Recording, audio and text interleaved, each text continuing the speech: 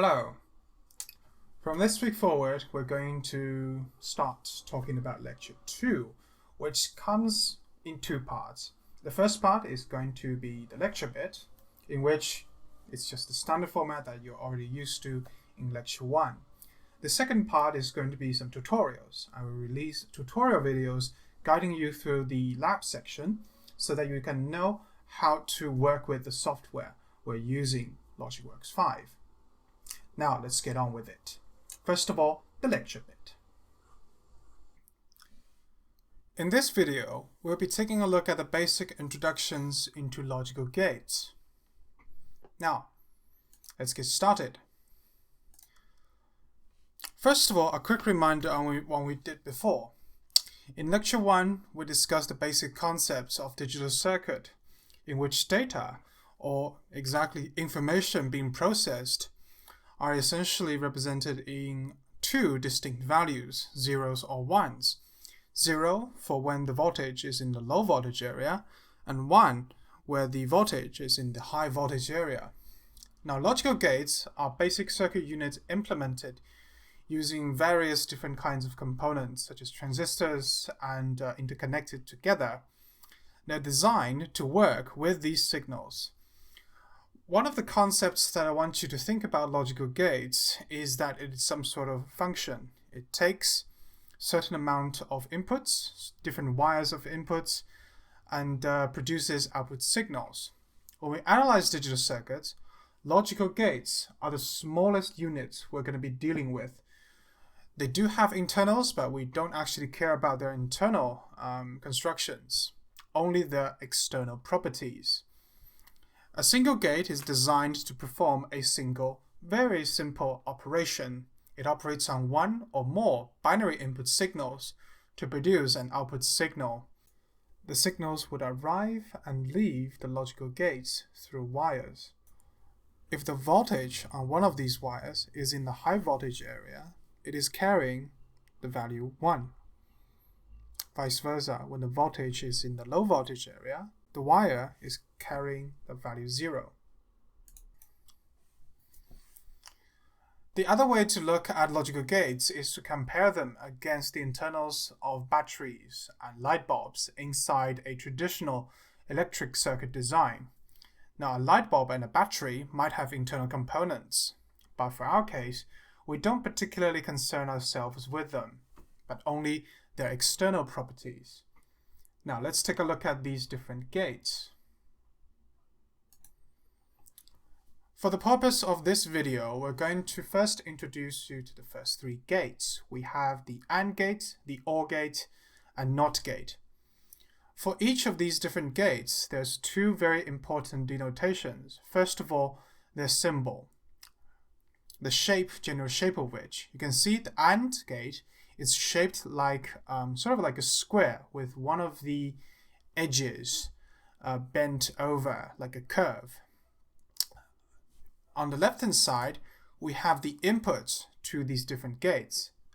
These inputs are being carried by different wires. So for example, an OR gate would have two different input wires.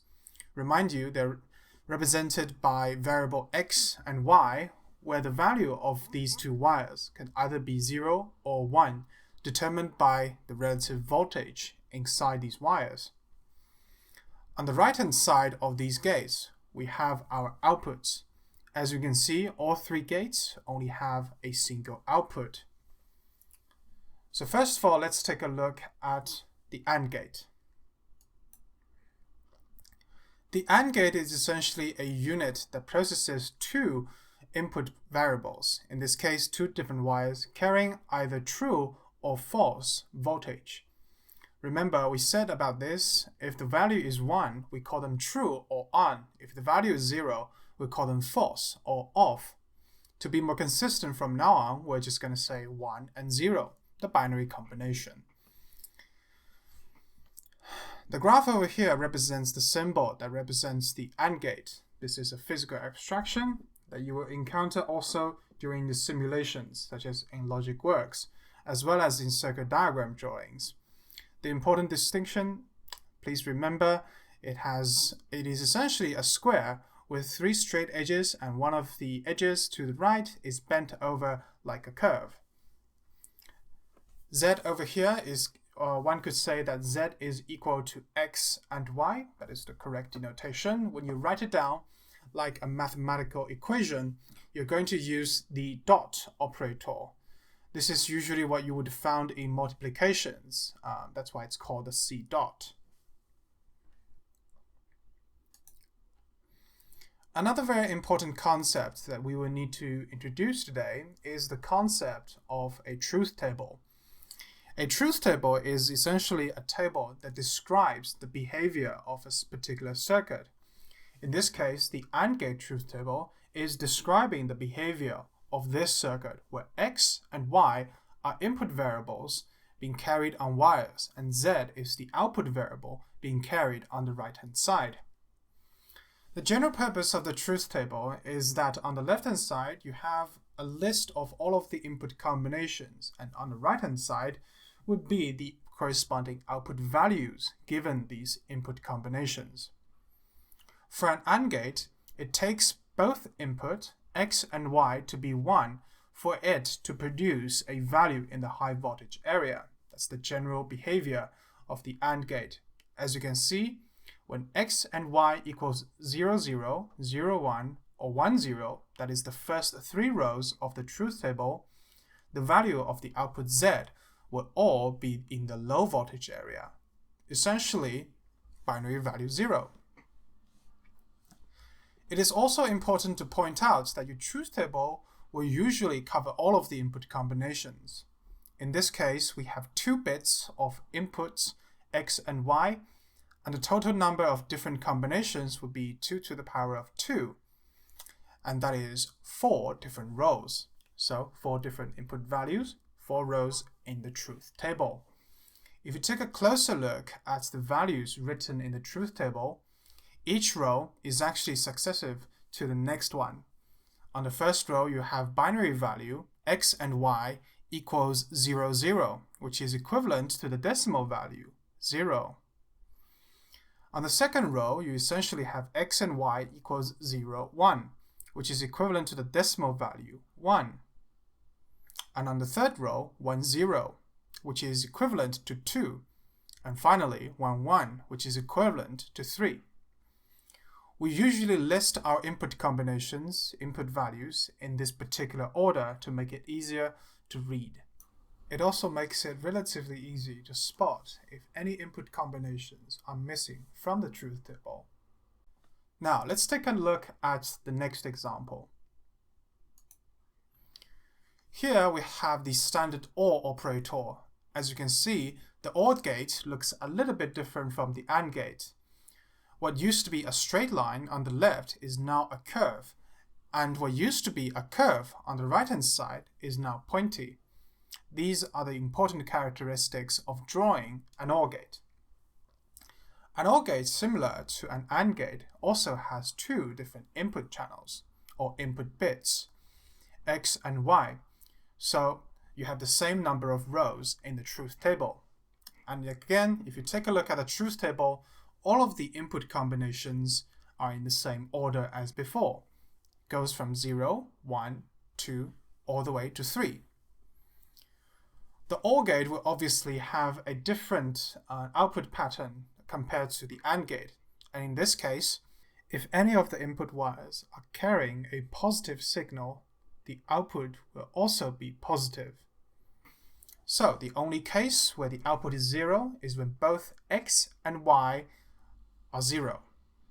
When we write it down in mathematical equations, we will use the plus sign as the operator to denote it in Boolean algebra, which we'll talk a little bit more about later. And the way we basically read it out is that Z is equal to X or Y.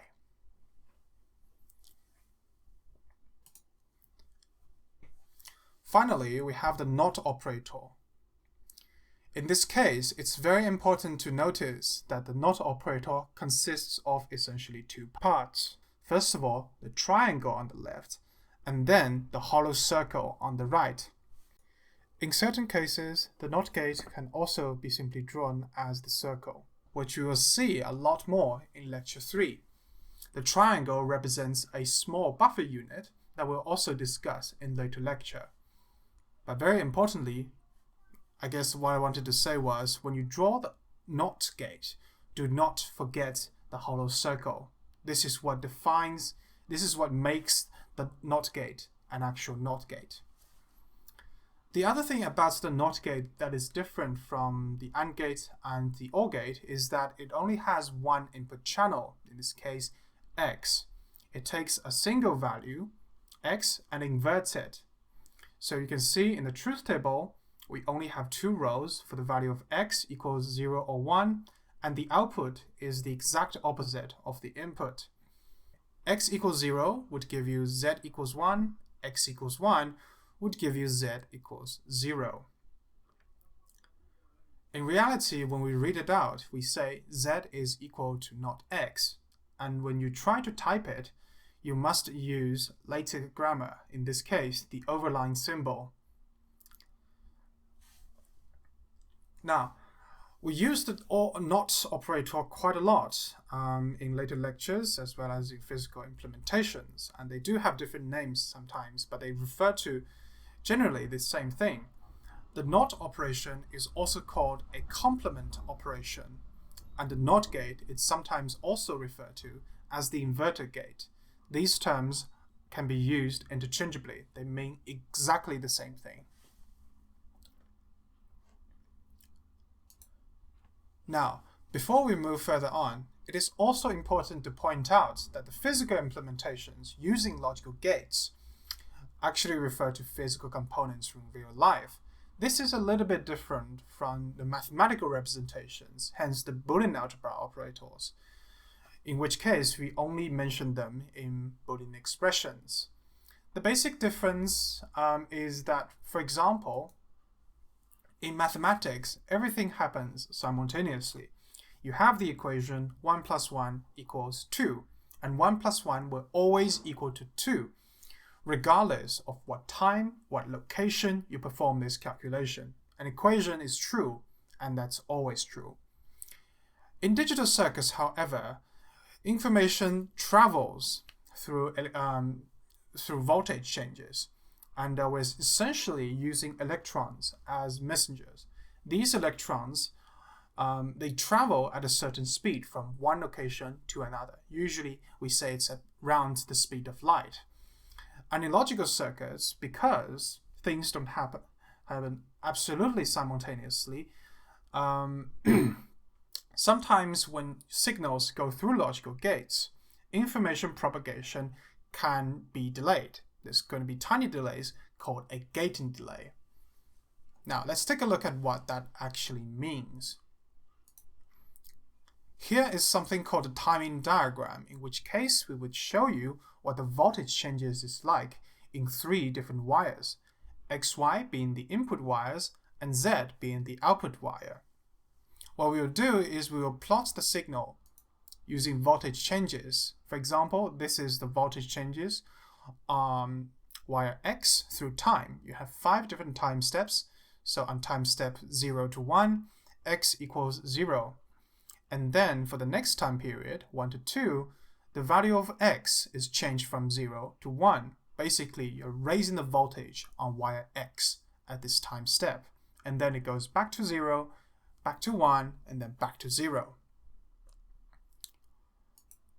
For wire Y, we do a similar plot of value changes throughout time. In this case, for the first 2 time periods, Y will always equal to 0, the next 2, 1. For those of you who remember, we talked about this in lecture 1. Between changes of value from 0 to 1, this change is actually gradual in real life. And there's a tiny little gap. We call this the transition period from one value to another. This value usually happens in a very, very short time frame, so it doesn't actually constitute any changes in the timing diagram. We usually ignore it as is, but it's important to know that when the value changes from 0 to 1 and then 1 to 0 for any channel, we refer to this as a transition. And finally, let's take a look at the value of z. Now, in an ideal world where there's no delay, changes would happen instantly. Like the moment you reach time step 3 to 4, the value would change from 0 to 1. The transition would happen instantly. This is not going to be the case in real life because we talked about this. The logical gates themselves, in this case, an AND gate, will have internal components inside, and you need to wait for the electrons to traverse through these tiny little components, and that actually takes a very, very short amount of time. What this would mean to us on the timing diagram is that at the moment, as you can see in time step 3 to 4, the moment the value of x changes from 0 to 1, the value changes in reality will be a little bit delayed. And this little gray area is called the gating delay. This is the small amount of time it takes for the value to change in the output side. Even though your input has already changed, information propagation, it takes a little bit of time, and then finally, eventually, it will be reflected on your output side. Now, the measurement of gating delay is a complex issue. They are very, very small, but they're not ignorable in practice, especially if you're designing something like a CPU. CPUs are so very well optimized that gating delay does not constitute a huge problem, but that is only because they're optimized to be so. Now, the optimization of getting rid of gating delay or compensate for gating delay is very complex, and for our course, we're not going to discuss this. For our course, when we're doing simulations, we can ignore gating delays for now, but it's very, very important that you know, in real life, gating delays do exist. It's also important to point out that because we're referring to physical properties of digital components, if you purchase, for example, gating array from a different manufacturer, it might come with different gating delays, even though it's probably the same type of gates.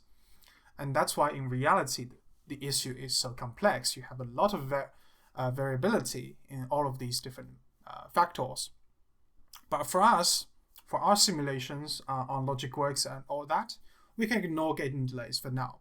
All you need to know is what it is and that it exists in real life. Now, let's try to take a look at some simulations next.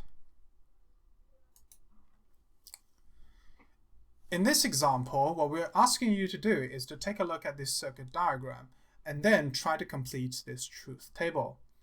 There's a couple of important elements over here. First of all, I want you to pay attention to this circuit drawing, more particularly the very, very solid and black dots. The very solid black dot over here means that these wires that are intersected with one another, are actually connected. So in this case, the AND gate on this graph is actually going to take X and Y as input. And the OR gate immediately below the AND gate is also taking X and Y as input. And then the output from these two gates are then further fed into another OR gate to produce your final output, Z. And again, in our truth table, we must ensure that the truth table has as many rows as the number of input combinations we can have with all of these different input variables. In this case, we have two variables, so you get 2 to the power of 2 different input combinations, and that is 4. You go from 0 all the way to the highest value, which is 3. 0, 0, 0, 1, 1, 0, and finally 1, 1. For the first step I want you to do is that I want you to write down the Boolean expression for variable z. A way to do that can be you go through the entire circuit drawing from left to right and write down the corresponding Boolean expression for each and every one of the gates. So we start by the AND gate. Obviously, the AND gate's output is going to be X and Y. The corresponding output values this is sorry. This is the same order as it appears in the truth table. You can see the first one on the top refers to the output value when x and y equals 0, 0. And the one on the bottom is essentially the truth value of x and y both equal to 1. So you're still going from 0, 1, 2, 3 for these different values. For the next one, the OR gate. Obviously, the output is going to be x or y, and its corresponding truth value 0, 1, 1, 1. And finally, we combine these two to make up the final output, z. What we simply do, we enclose x or y and x and y into parentheses and connect them with the OR operator. And once you've done that, what you can also do is to take the inputs and assemble the output values. In this case, it is going to be 0, 1, 1, 1. What you do is you take the truth value for both the output of x and y and x or y, and then you simply, step by step, write down the corresponding output value. For the first line, you have 0 or 0 equals 0.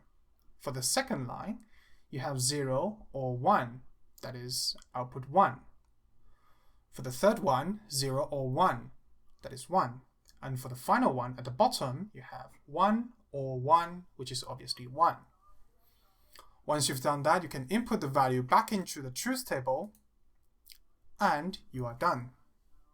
This is how you complete a truth table.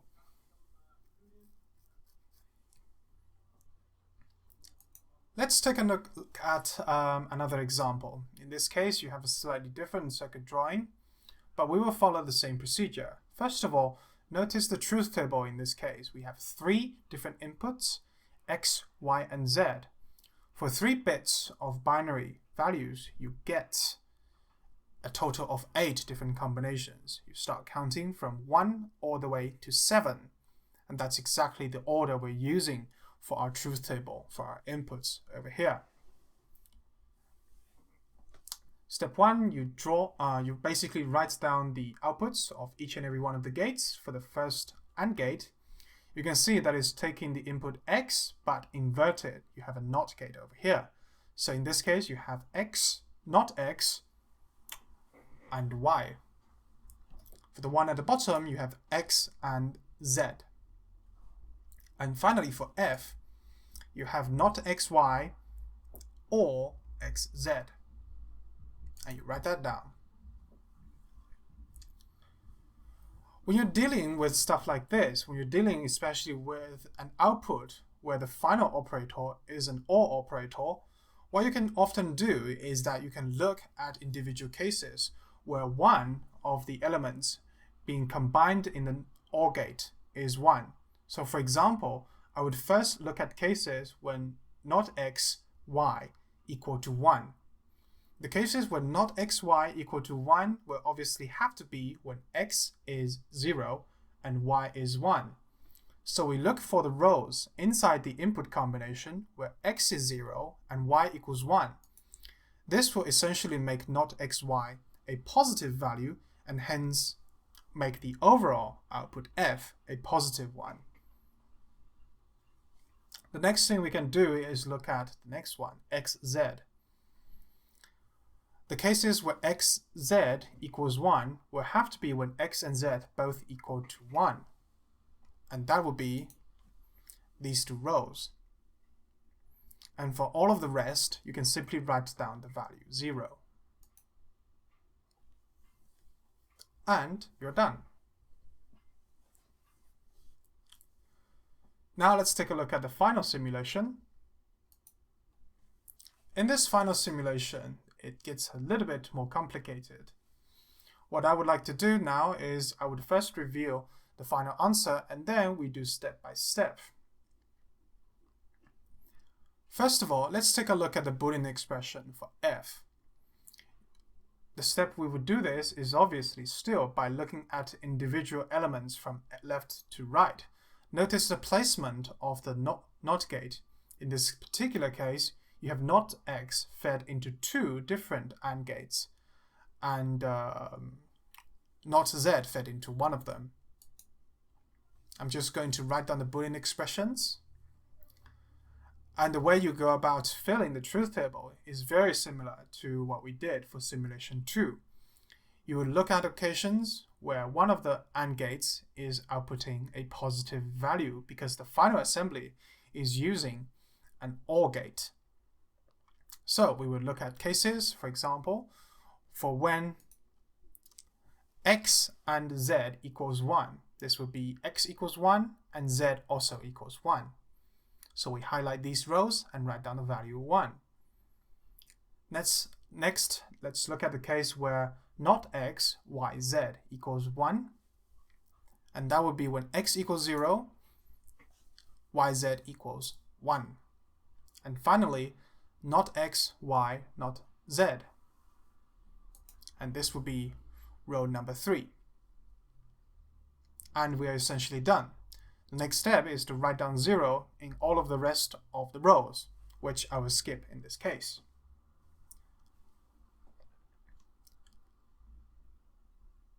Okay, that's it. To summarize what we've did in this video, we've looked at AND, OR, and NOT operators and the definitions, the behaviors. We've also looked at what the differences between logical gates and mathematical operators in Boolean algebra. We've also looked at new concepts such as a timing diagram, a truth table, and very, very importantly, although often unseen in our simulations, gating delay. You need to know what gating delays are. You need to know that they do exist in real life, even though we're not going to be caring about them in our simulations. Thank you.